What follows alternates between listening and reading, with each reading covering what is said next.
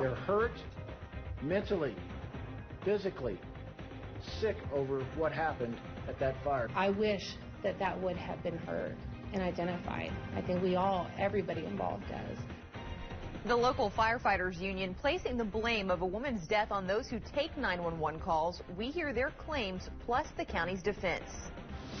It's not an easy time. The state could start seeing online court systems come back online, the challenges that remain, and it's an issue bridging political divides. How the state is responding to the apparent disapproval of the new license plate design. You're watching 12 News at 9 on KSCW.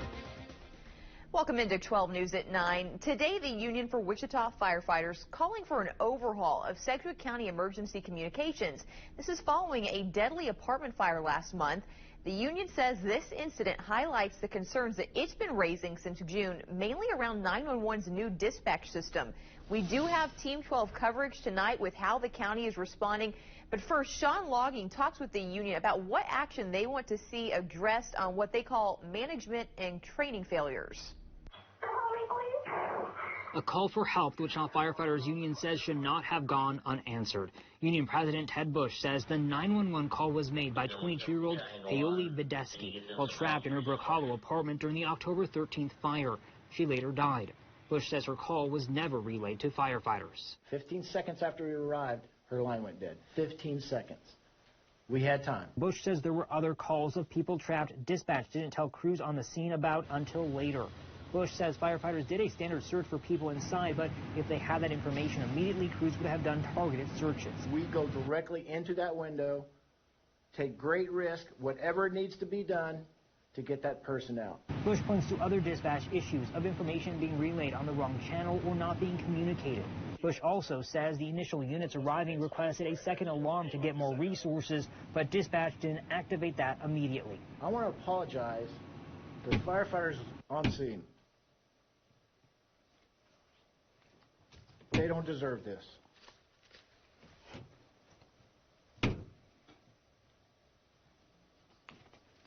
It's hurt them. The union now requesting a third-party review of the fire here at Brook Hollow Apartments, how it relates to dispatch and the training that dispatchers are receiving. Get every stakeholder involved in this in a room, and I don't care how long it takes or what it takes or how many feelings are hurt. This has to get fixed. He says firefighters have reported to the union more than 180 dispatch errors since June. Wrong call types, incorrect addresses, failure to relay time-sensitive life safety information. Bush says his intent isn't to point fingers or blame anyone because firefighters know how important dispatchers are in doing their job, but that something needs to change. In Wichita, Sean Logging, 12 News. Bush says he wants city and county leaders to recognize and address these issues so dispatchers have the resources that they need. Now, you just heard the concerns from the fire union. Now the county is responding to those concerns, admitting that there were failures that day, but saying other claims are not true. Brandon Stitt talked to the woman in charge of the county 911 center today. Brandon, what did she have to say? Rachel, today the county's 911 director addressing those allegations made by the fire union leadership. And some of them, she says, are true. Now she's looking to make sure they don't happen again. And this isn't the first time that Wichita's fire union has questioned the dependability of Sedgwick County's 911 system and the dispatchers behind the scenes. Simple fact is we're human, and it wasn't heard. Sedgwick County Emergency Communications responding to Wichita's fire union. The union saying dispatchers caused the death of 22-year-old Paoli Bedeski in the October fire at Brook Hollow Apartments because of a failure to communicate. We have examined this fire, and we've done so in partnership with the Wichita Fire Department and have had their input on it as well. I can say that clearly. That review into the apartment fire call included listening to a frantic call from Bedeski reporting a fire and that she was trapped. Forshe's claim that the dispatcher didn't understand the call. Unfortunately, the information about Ms. Bedeski calling from apartment number 306 was not intelligibly heard or understood on the phone from the dispatcher. I wish that that would have been heard and identified. I think everybody involved does. Forshe said there was no delay when dispatchers learned that someone was trapped. There's a man trapped in apartment 302. Our first confirmed report of somebody trapped was in an apartment, and that report came in just shy of 4:08 in the morning at 4:07 and 54 seconds. This was promptly relayed to fire crews. But she does admit failures. Firefighters called for more help as the fire grew out of control. Make this a second alarm. Before she says the dispatchers didn't know how to do it. There were 2 people that were unable to identify how to send that second alarm. And I feel like when you have a systemic issue like that that's pervasive beyond one person, I think training is needed.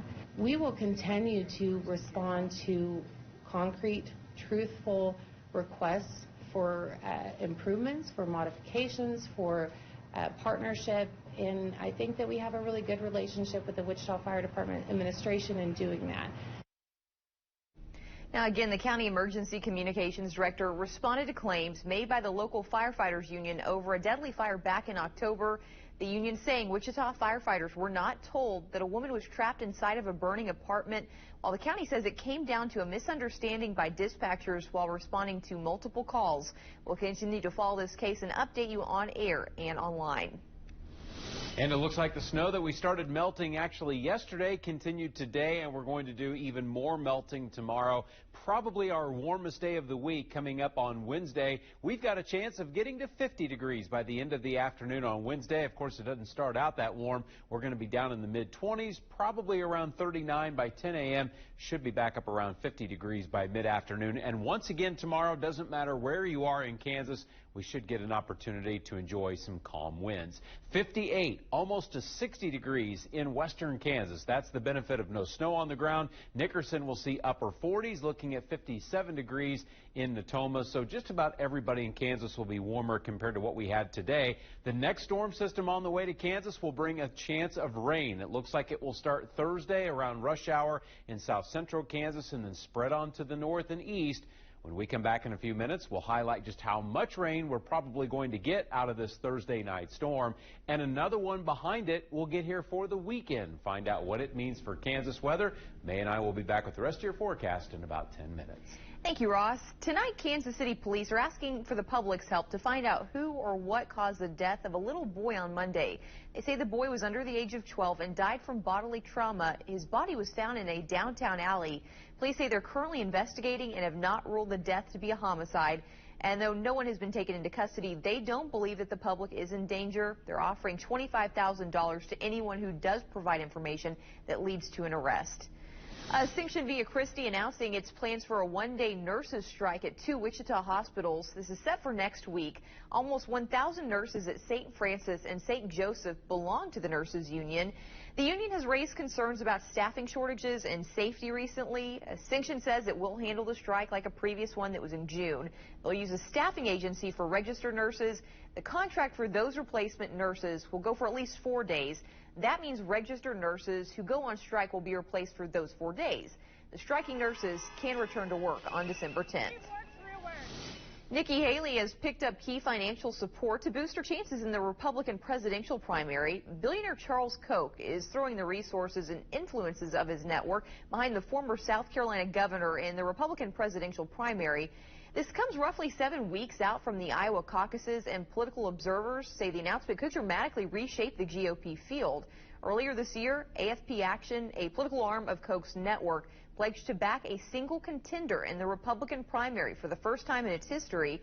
This endorsement will support a multi-million-dollar ad campaign in all early and several Super Tuesday states. The group also has a current database of millions of voters. Today, the Supreme Court hearing arguments about double jeopardy and criminal prosecutions. In the next half hour, we hear the latest from that case. And you can now have your input on what the state's next license plate should look like. That's just ahead. Plus, the fastest backwards runner in the world looking for the opportunity to break his record once again. We take you to Lynchburg to hear his story. You're watching 12 News at 9 on KSCW. Online at kwch.com. Follow us on Facebook and Instagram.